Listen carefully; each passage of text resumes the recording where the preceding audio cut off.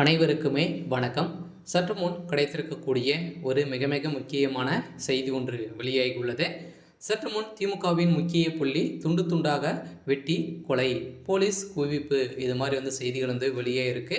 So நேற்று திமுகவில் இருந்து பார்த்தீங்கன்னா ஒரு திமுக சார்ந்த ஒரு கவுன்சிலர் அவர்கள் பிரேமா சுரேஷ் அவர்கள் பார்த்தீங்கன்னா கட்சியிலிருந்து நிரந்தரமாக நீக்கப்பட்டதாக பார்த்தீங்கன்னா திமுகவுடைய மேலிடமே வெளியிட்டிருந்தாங்க. இதை தொடர்ந்து பார்த்தீங்கன்னா திடீர்னு இன்று காலை பார்த்தீங்கன்னா உங்களுடைய சடலம் கிடந்த சம்பவம் தான். துண்டு துண்டாக கிடைக்கப்பட்ட சம்பவம் பெரும் அதிர்ச்சியை பெரும் பரபரப்பையும் ஏற்படுத்தியிருக்கு. இதை பற்றி தான் இந்த வீடியோவில் நம்ம முழுமையாக பார்க்க போகிறோம். அதுக்கு முன்னாடி நம்ம சேனலுக்கு இப்போ தான் நீங்கள் முதல் முறையாக வந்திருக்கீங்க அப்படின்னா மறக்காமல் நம்மளுடைய சேனலை சப்ஸ்கிரைப் பண்ணி சப்போர்ட் பண்ணுங்கள். வாங்க வீடியோக்குள்ளே போகலாம்.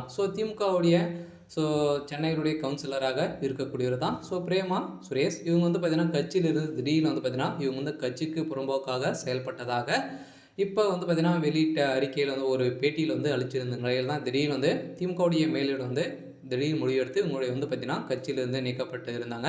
இந்த கட்சியில் நீக்கப்பட்ட அடுத்த நாளே திடீர்னு பார்த்தீங்கன்னா கொலை செய்யப்பட்ட சம்பவம் தான் திமுகவிடையும் நிறைய மக்களிடையும் பெரும் பரபரப்பை ஏற்படுத்தி வரும் நிலையில் பார்த்தீங்கன்னா இப்போ சென்னையில் ஒரு மிகப்பெரிய கலவரங்கள் வெடித்திருக்கு.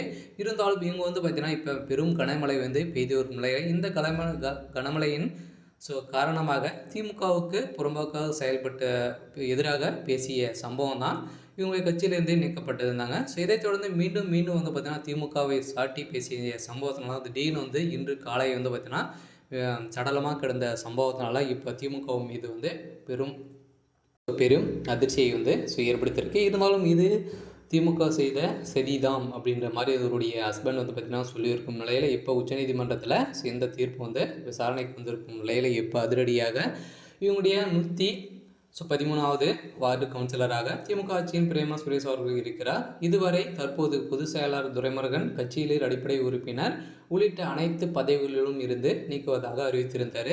இதன் அடிப்படையில் தான் கட்சிக்கு இடையே நிறைய வாதங்கள் ஏற்பட்டு இவங்க திடீர்னு பார்த்தீங்கன்னா நீக்கப்பட்ட சம்பவத்தினால இவங்க செய்த செயலால் திமுகவில் பார்த்தீங்கன்னா கோவப்பட்டு அங்கு திடீர்னு அடிக்கப்பட்ட சம்பவம் தான்.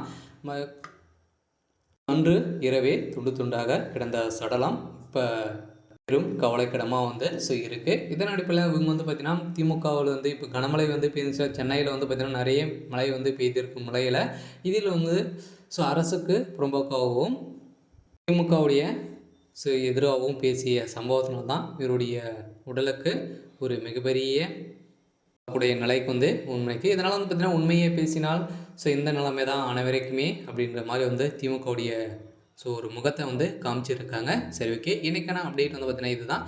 மறக்காமல் நம்மளுடைய சேனலை சப்ஸ்கிரைப் பண்ணிக்கோங்க. தேங்க்யூ.